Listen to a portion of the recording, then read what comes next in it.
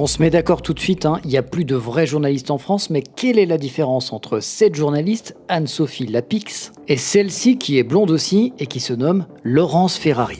Anne-Sophie Lapix n'est pas assez soumise, elle est redoutée pour ses interviews politiques, elle est donc évincée du 20h de France 2, et l'excuse, c'est la baisse d'audience. En revanche, Madame Ferrari est très docile, elle a même reçu un prix. Devine de la part de qui? Je ne sais pas si tu connais, reste bien jusqu'au bout de la vidéo, je t'expliquerai dans un second temps. Lors du gala de la DDF, la journaliste Laurence Ferrari de CNews a reçu le prix d'honneur des Justes pour son soutien, écoutez bien, indéfectible à Israël. La DDF, c'est la Diaspora Defense Forces. Cette association a été créée par Franck Tapiro et son but c'est de défendre Israël et ses sympathisants. Et tu l'as bien compris, il faut faire partie de la communauté de l'étoile à 6 branches. Notre association AF2CI a même créé une pétition dissolution d'une milice religieuse menaçant l'ordre public et la liberté d'opinion suite à plusieurs interviews de Franck Tapiro.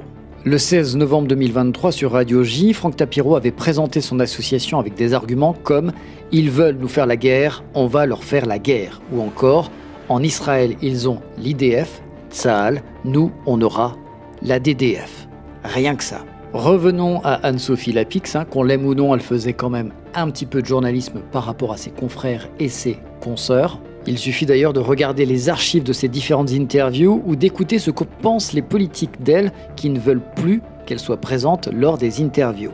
Édouard Philippe a été malmené, idem pour Philippot, Macron en fait encore des cauchemars la nuit, ou encore Xavier Bertrand, Jordan Bardella, Anne Hidalgo. Pour résumer, en France, si tu es journaliste et que tu veux réussir, il faut absolument être lisse et choisir les bons alliés. N'est-ce pas, Laurence ?